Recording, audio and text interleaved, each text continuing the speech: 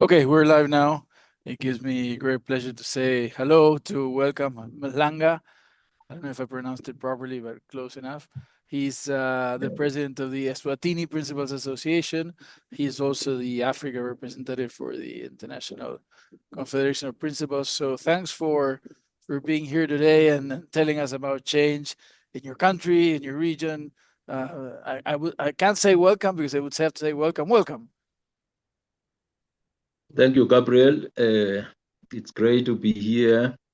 Indeed, I have served as president of the Principals Association in Eswatini for quite some time, I think close to 9 years.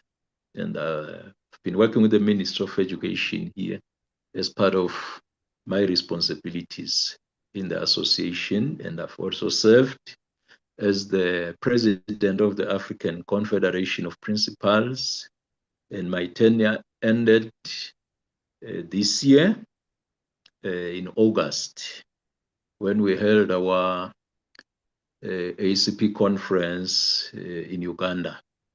So I'm happy to be representing Africa now at the international stage. Very good. I think it's a learning curve for me. Yeah.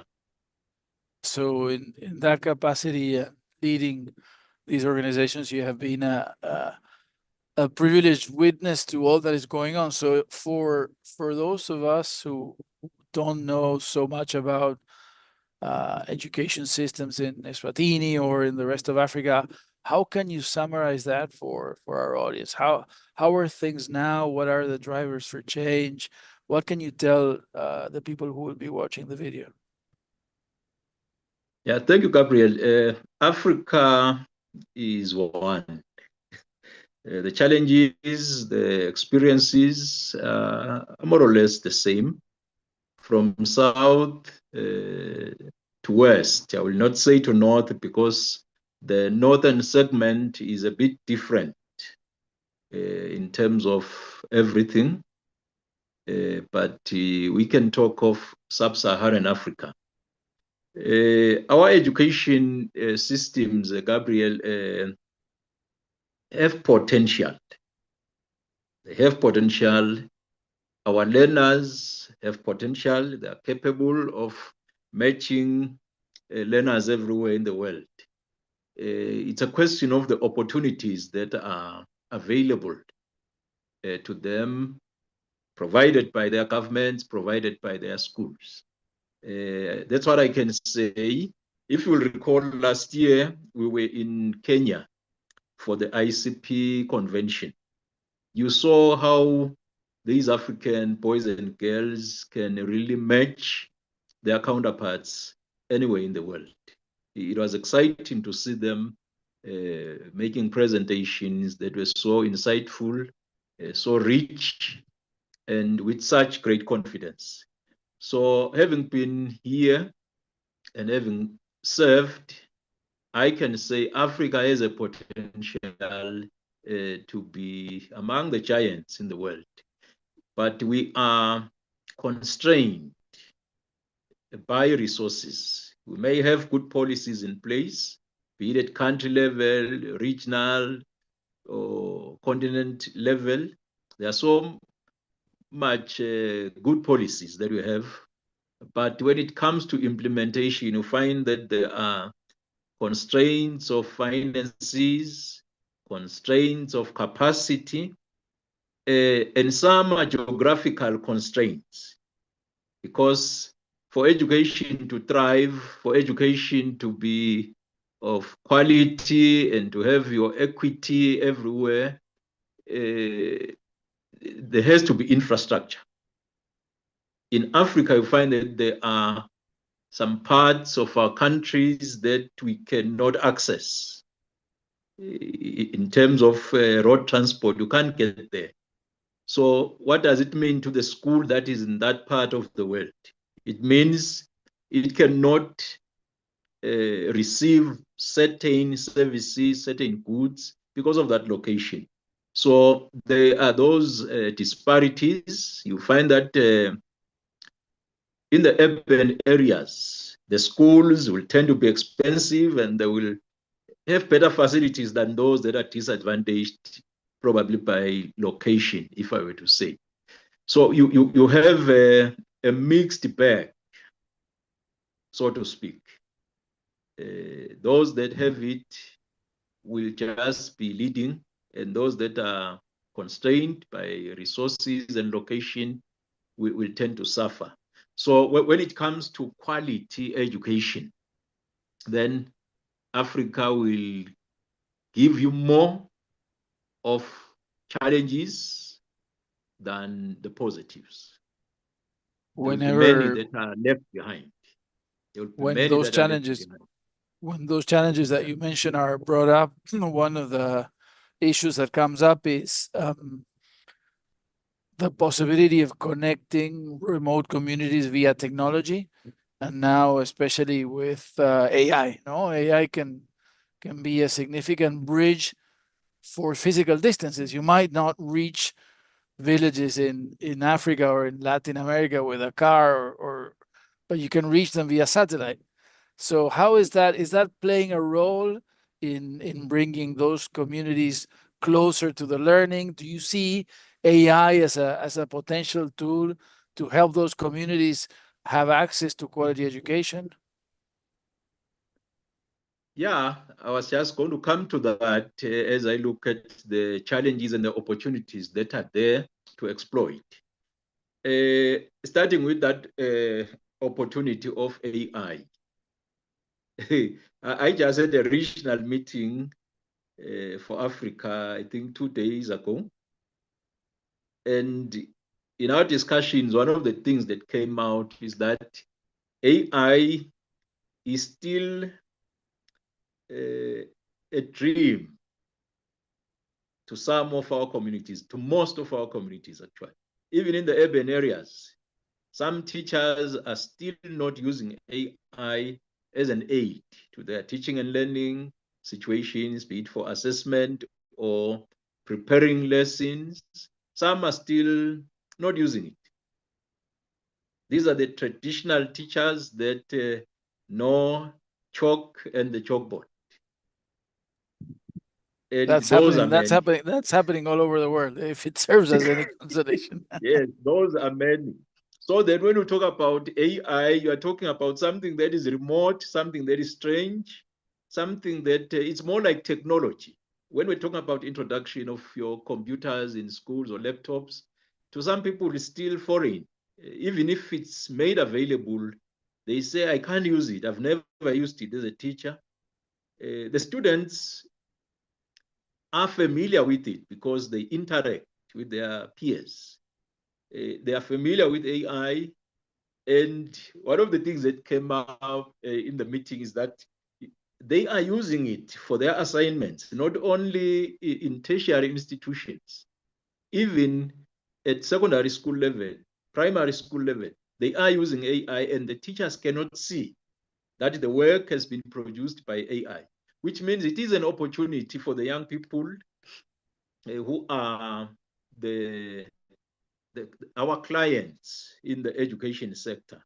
They understand it, most of them, even if they may not have the cell phones, smartphones that can actually use that artificial intelligence, but they do know about it. And when given an opportunity, they can use it. It is us teachers, it is us school leaders that are quite behind. We can't even use it in our administrative duties in managing our schools. We can't use it. So one of the things that also came out clear is that there is still lack of policies at all levels of the education system. Policies about the use of AI, ethics around it. We are beginning to get into that conversation, but it has not been so strong. It has not been there. And in some countries, I can mention some, but I will not. Uh, they said it's not even there. They can't talk about it in the education sector. No one is talking about AI. Yes, some may be using it. It's forbidden. Yeah, it's that thing. It's that thing, they just call it that thing. But some are beginning to craft policies because they see that it is permeating the economies and there is no way to avoid it. So it has got to be done ethically. But I can say, while it is an opportunity, not so many have the right exposure. Some may know about it, but using it to actually improve your productivity as a teacher, we are not there yet. If you had to summarize for us, what are the drivers for change that you see in your region? Meaning, are people when you train your teachers, when you think of the evolution of school systems, what themes or topics are important for you in the region? When we are to talk about driving change, I think the issue of AI and ICTs is coming out strongly, as I say. Governments are beginning to talk about it because they realize that for our economies to move at the right pace, AI and ICTs have got to be infused at a higher rate than it may have been the case in the past few years. I think post COVID, we have all come to realize that traveling is no longer the thing. Meetings can be held as we are doing now. You can source goods while sitting here. But for you to be able to do that, you need artificial intelligence. You need a greater use of the ICTs, which is something that is slowly permeating our economy. And I believe it is going to be helpful. But again, we need to harness this to improve our, what will I say, the human capital, in our countries, so that it is relevant to the times. I was just saying to my staff a few hours back, if you really don't want to change, you will find yourself on the fringes, not only of the education system, but on the fringes of the economy in its entirety. Because AI is saying, let's try to move with it. Let's not be slow. So that is something that I think we need to take up very seriously to transform our education and transform our economies. But there is this other thing. There is lack of training of our educators. They are the ones that have to facilitate the teaching and learning in our schools. But if they are left behind, as it is the case, the students will be ahead of us by miles. And I don't know if we will remain relevant. They will be ahead. So there is a need across our continent, not just in my country, to put more emphasis on in-service training of teachers so that they can assist to facilitate the teaching and learning in the right way. I'm happy, Gabriel, to say we are now moving into what we call competency-based education. For the longest of time, we have been grounded in OBE. Our learners have been taught just to know, but could not put what they know into practice. So now we are slowly across the continent moving towards CBE, and I got it from my colleagues across the continent that countries like Kenya, Eswatini, Zambia, Ghana, and so on are already there, emphasizing learner-centered pedagogies, emphasizing the teacher as a facilitator, and emphasizing skills development, and also harnessing the talents that these young people have to try and mold them so that they can fit into today's society.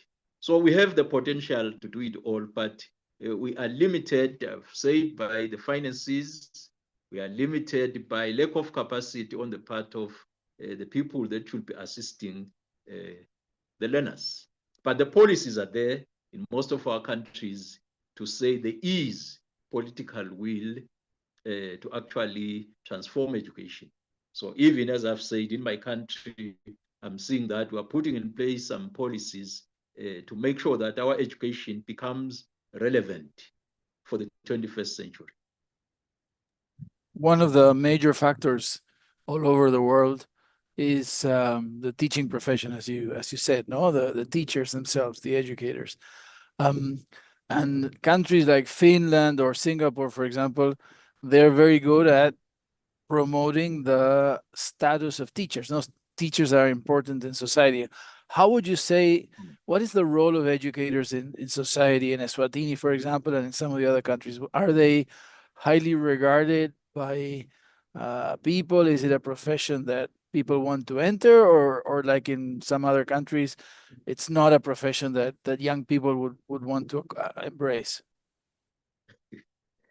You see, that question, Gabriel, is not one I would want to answer. Because when I joined teaching, I was so passionate about it. I loved it. And back then, yeah, it is over 30 years, you wanted to be a teacher. You wanted to be a nurse. You wanted to be a lawyer. But now these traditional professions, as it were, are no longer attractive to the young people. Why? My take is that it is our governments that have not given credence to teaching. It's our governments that have not taken teaching as a profession worth taking. When it comes to salaries, the teachers are among the lowest paid. Whether you have a degree, your BA or BSc, or you have your master's, but you are likely to be paid as someone that doesn't have that qualification, depending where they are. So it devalues education. And our students do see that my teacher has the qualifications that are attractive, but is not being paid. But that one who may have a diploma or just a mere certificate in that particular field is being paid handsomely, then they don't see the value. I think that is one thing. Then maybe another thing in our part of the world will be the saturation in the market. Now, in some countries like where I am, we have more people that are trained to be teachers than the positions available. So those that have done teaching, you will find that maybe they are employed as security guards, they are employed in the gas stations, and they have degrees. So that is what is making it even less attractive, because That is very, if very someone, different. That's different yeah, because in many parts of the world, there aren't enough teachers. that's why our teachers here are now being exported. You Very have them in good. Taiwan, you have them in Ireland. So there are every day there are teachers that are leaving the country. So I think there is a demand on one side, which is the rest of the world, and there is no demand in this side. So the area of surplus is supplying the rest of the world. So that is the situation. But here, honestly speaking, our teachers are not employed. Even a secondary school teacher would find himself or herself teaching in a primary school where they don't fit, maybe for 10, 20 years before they can be moved to high school. I understand even in Africa, some countries, not many though, have demand. So there is that kind of movement from one country to the other. And I would say for the longest time in our country, because of the shortage that we used to have, teachers will come from countries like Zimbabwe, come and take up teaching positions here, but not anymore because of the saturation. Yeah. I think those could be the factors, but there could be others. But these, I think, are the two main issues around the teaching profession. You were saying, and it's very interesting that you're following a kind of international trend towards competency-based learning, uh, which is very, it is what most of us are trying to do in the rest of the world. How do you do that? Like, what happens, for example, with evaluation, assessment, exams? How are students assessed in general in the system, and how can that change in the future? It's a tough one, Gabriel. Maybe you guys can answer it better because you might have been there longer.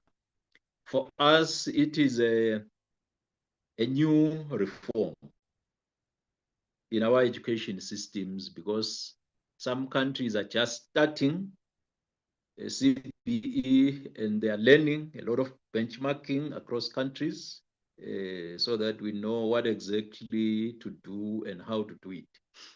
But others are already in secondary school, having studied in primary. There are lessons to learn from those because they have experienced it. So I can say there isn't much that we can say. Even for us here, it is beginning in grade 8, that is junior secondary next year, 2026. And we have been attending workshops to actually orient us towards this new phenomenon in the secondary school. For the longest time, we have been stuck with objectives-based education, and now we're moving into this one. But our primary schools have already experienced it. When it comes to the assessment, basing on the primary school's experience and what my colleagues elsewhere have shared, it's more tedious, if I were to say, than when we were on the objectives-based education, because it was more of rote learning in our case. But here, we are talking about the formative assessment taking precedence over the summative. With the outcomes or objectives-based education, it was too much about exams. Teachers were following certain objectives which students have to meet so that they can pass the exams. Because exams in our parts of the world are kind of standardized. And exam bodies that set exams for the whole region, maybe, or for the whole country. So that's why we realized that the OBE was actually rejecting most of the students because they could not meet those objectives. So only the high flyers were catered for. And in our country, they're talking of something like 17, 18% of those. The rest were just kicked out into the streets. That's why we have so much high youth unemployment. It's because of the kind of education that we're offering. But with this one, it's more of formative, it's more of group work, it's going to be more of what we call folios or coursework. that the students will do at school, and it will weigh more than the summative. So I think it's giving everyone a chance. It's more equitable than it was the case with the OBE. So we are believing that going forward, we will see a transformation in our economies because of the skills that this CBE is coming with to impart to our young people. Well, how does it like? Do those exams at the end of the secondary school allow students to go to university? How does university entrance works, or is it only those who score high in exams? How does the system work? Yeah, it's about 18% in our case that qualify for exams. When we say that qualify for university, when we say in the exams, you will have about 18% making it. We're talking about students that have 5 credits and above. So they qualify for university. But of the 18%, you'll find that a student has 5 C's and 1 B. That one doesn't qualify. So even you may find that it's only 6 to 10% that eventually qualify for university. What happens then with the rest? They are in the streets, even with the credits. Some will go for, depending on whatever skills they may have acquired in school, like your, what you call design and technology, your fashion and fabrics, food and nutrition. If they've done that, or agriculture, probably they will go to some, what we call TVET colleges. So where they will be doing more of practicals. So even those do not take many because they have got some entry requirements that will reject many. In the past, Gabriel, it was easier. A student that was not doing well academically but had some or showed interest in some skill area, they will just drop out of school and go to that practical school, as it were. But now, even those have set stricter conditions for entry. They will require maybe your completion of secondary school. And some of these young people are unable to finish secondary school because of the OBE that we are still following. So I think it's going to change going forward as we emphasize skills from primary school. Even if a student can drop out of school after completing primary, they can fit somewhere because they will have acquired some skill. So, but all in all, one can say the majority of them end up not fitting anyway. Hence the high unemployment among our young people in our countries. Thank you. Final question. Um, the whole theme of our project is change in education. If you could change something in education in your region, what would it be? If you had the kind of magic wand that you could make something happen, what would you change? I will change the way our governments view education. It should not just be another sector, but it should be the driver of the economy. Because education produces the human capital that runs the economies.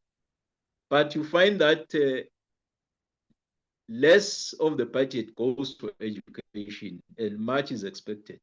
Education, Gabriel, as you know, like health, among others, is a social service. It doesn't immediately generate revenue for the country like other sectors will do immediately. But in the long term, education contributes to economic growth. The GDP of the country will increase over time because more people are educated and they contribute in the economy. So I'll change the way we look at education. And I wish our politicians and our governments would really nurture education so that we can realize its benefits across the economy. But if we say it's a social service, it's draining the economy, let's focus on maybe agriculture, let's focus on industry. The question that I'm asking as an educator and as a school administrator is, where will the human resources come from? Where will the human capital come from? Because education is the driver of every economy. That is my take, and I want to change that. That is so fascinating because what you said can be applied to almost every country that I know, no? Especially in my region in Latin America. Maybe again, as mentioned earlier, with a few exceptions, maybe Singapore, Finland, some of these countries that have been leaders in education worldwide. But your words, which were so much to the point, are exactly what I would say in my region, Yeah. what people would say in many countries. So thank you. It's been a real privilege to talk to you. Welcome. Thanks for painting this very comprehensive picture of education in Eswatini in the region. And I hope we remain in contact and can do work together. All the best. Thank you, Gabriel, for offering me this opportunity to engage in this conversation. I like it. That's just a conversation, and we don't have anything prepared to say, let's talk about this, and that, because one will go and do a lot of research. But to talk from the experience that one has, I think I've offered some insights in the discussion.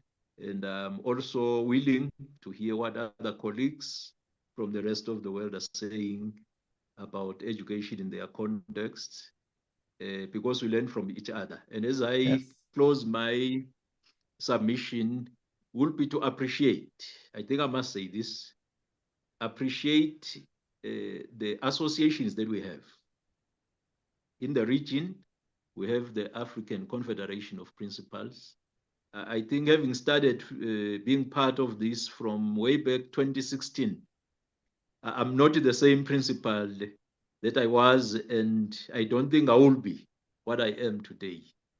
That association played a big role in my leadership as a school principal and as a leader in education. I can't talk about ICP because uh, if I had money, I would be there all the time. ICP brings principals from all over the globe, and the collaboration, the benchmarking, the networking doesn't leave you the same.